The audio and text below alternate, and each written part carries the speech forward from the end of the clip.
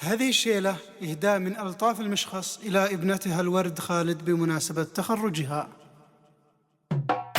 الفكر غاص في خفة بحر النوادان فيه يشعر.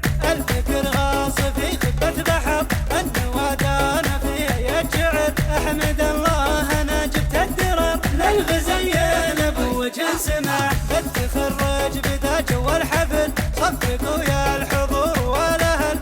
الشهادة علم ضد الجهل والنجاحات تمركز بالنجاح. خلها الحاكمها بين الصفوف لبسوها ردى فوق الكتب. طبع زاهية كانها قنوب فوقها ما السحب الهامرة. بنت خالد عليهم طايلة شوفة الورد شوفها هايلة. جدها طير طال النايلة يا عسى جنته فيها استراح. عرف الجد من عم وخوال الله الحب زي زوم العيال. نسلم اشخاص كما شم الجبال ينطح الغيم ما تهز الرياح. خبروهم ترى قالت شمم لا دحمنا نجي فوق القمم. رغم الاخطار ما تفنى الهمم نشرب العزم مشروب القرار. الفكر غاص في خفة بحر النوادان فيه يشعر.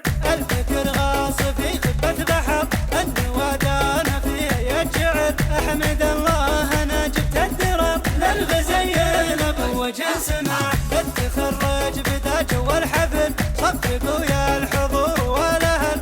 الشهادة علم ضد الجهل والنجاحات تمركز بالنجاح. خلها الحاكمها بين الصفوف لبسوها ردى فوق الكتب. طبع زاهية كانها قنوب فوقها ما السحب الهامرة. بنت خالد عليهم طايلة شوفة الورد شوفها هايلة. جدها طير طال النايلة يا عسى جنته فيها استراح. عرف الجد من عم وخوال الله الحب زي زوم العيال. نسلم اشخاص كما شم الجبال ينطح الغيم ما تهز الرياح.